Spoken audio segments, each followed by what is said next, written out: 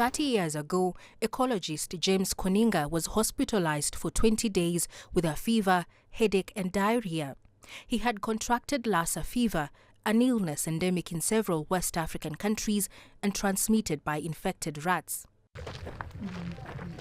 Having survived that near-death experience, Koninga now belongs to a group of researchers tracking the deadly disease and trapping rats to identify if they belong to the Lassa-carrying Mastomys variety. So when the rats get in, sometimes they urinate in the water, sometimes they defecate. So if it is an infected rat, then it contaminates the water. So when people drink it, they also got infected.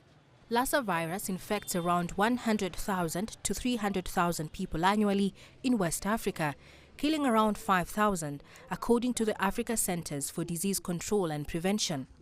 And efforts to increase awareness about the illness have seen admissions to the only dedicated Lassa fever treatment center in Sierra Leone decrease over the past decade. The Kanema Government Hospital has been teaching local communities about early treatment and maintaining domestic hygiene, a message that 53-year-old Musa Mosso, a survivor of the disease, relates to. I lost several of my family members, my dad, my mom, and my nephew,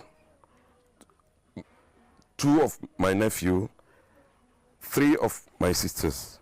Monitoring the rodents in villages like Mapuma in eastern Sierra Leone, where houses are surrounded by dense forest, is crucial, as the rats burrow the houses for shelter.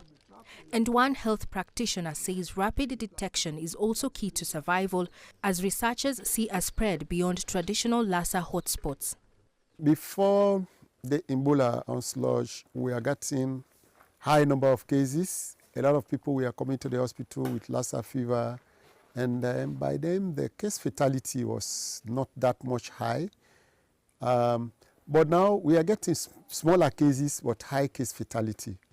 Doctors at the hospital are hopeful that a vaccine will be available in the next few years, with clinical trials for the first ever Lassa vaccine being undertaken in Nigeria and Liberia.